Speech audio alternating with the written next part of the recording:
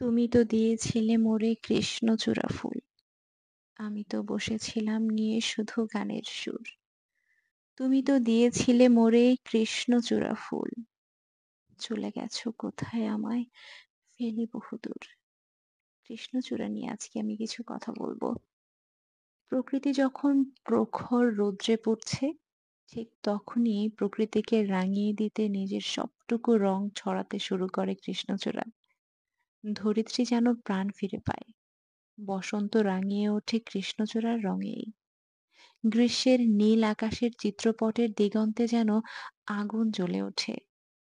কেবল আনন্দ অনুভূতির সঙ্গেই নয়, কৃষ্ণচূড়া কখন যেন জড়িয়ে গেছে আমাদের চেতনার অনুষঙ্গে। ফুলটিকে তাই বিদেশি বলে ভাবতেই বেশ বিস্ময় জাগে। গাছটি বর্তমানে আমাদের দেশের সহজপ্রাপ্য হলেও আদি নিবাস কিন্তু সুদূর আফ্রিকা মহাদেশের মাদাগাস্কার। কৃষ্ণচূড়া মাদাগাস্কারের শুষ্ক পত্রঝরা বৃক্ষের জঙ্গলে পাওয়া যায়। 1824 খ্রিস্টাব্দে সেখান থেকে প্রথমে মরিশাস, পরে ইংল্যান্ড এবং অবশেষে দক্ষিণ-পূর্ব এশিয়ায় এর বিস্তার ঘটে। কৃষ্ণচূড়ার বৈজ্ঞানিক নাম ডেলোনিক্স রেজিয়া। ডেলোনিক্স আসলে গ্রিক শব্দ, যার অর্থ হলো দৃশ্যমান থাবার মতো। সম্ভবত কৃষ্ণচূড়া ফুলের পাপড়ির বৈশিষ্ট্যে এই নামটি অর্থবহ। রেজিয়া অর্থ রাজকীয়। নামের এ অংশে কৃষ্ণচূড়ার ঐশ্বর্য পরিস্ফুট। সৌন্দর্যবর্ধক গুণ ছাড়াও এই গাছ উষ্ণ আবহাওয়ায় ছায়া দিতে বিশেষভাবে উপযুক্ত। কৃষ্ণচূড়ার জন্মানোর জন্য উষ্ণ ও প্রায় উষ্ণ আবহাওয়া দরকার।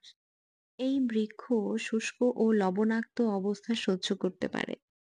অতি শুষ্ক অঞ্চলে গ্রীষ্মকালে কৃষ্ণচূড়ার পাতা ঝরে গেলেও নাতিশীতোষ্ণ অঞ্চলে এটি চিরসবুজ। কৃষ্ণচূড়ার প্রস্ফুটিত ফুলের ব্যাস 2 থেকে 3 ইঞ্চি। বৃত্তির বহিরাংশ সবুজ, ভেতরের অংশ রক্তিম। বৃত্তাংশের সংখ্যা 5টি। কৃষ্ণচূড়া ফুলগুলো 5টি পাপড়িযুক্ত। 5টি পাপড়ির একটি বড় ও তাতে হলুদ বা সাদা দাগ। পাপড়ি প্রায় 8 সেন্টিমিটারের মতো লম্বা হয়ে থাকে। ভেতরের একটি হলুদ গর্ভকেশরকে ঘিরে রাখে 10টি গাঢ় লাল পুংকেশর। কৃষ্ণচূড়ার ফুল ফোটার আগে কলি দেখতে মোহরের মতো দেখায়, তাই হিন্দিতে এই ফুলকে বলা হয় গুলমোহর। অর্থনৈতিক দিক থেকে এ গাছ তেমন গুরুত্বপূর্ণ নয়, তবে এ গাছ দ্রুত বর্ধনশীল হওয়ায় জ্বালানি কাঠ হিসেবে অধিক ব্যবহৃত হয়। এর বীজ থেকে প্রাপ্ত আঠা ওষুধ শিল্পে বাইন্ডার রূপে ব্যবহার করা হয়, আর এর ফল থেকে নানা রকম গহনা তৈরি করা হয়। আজ তাহলে এতটুকুই থাক। ধন্যবাদ।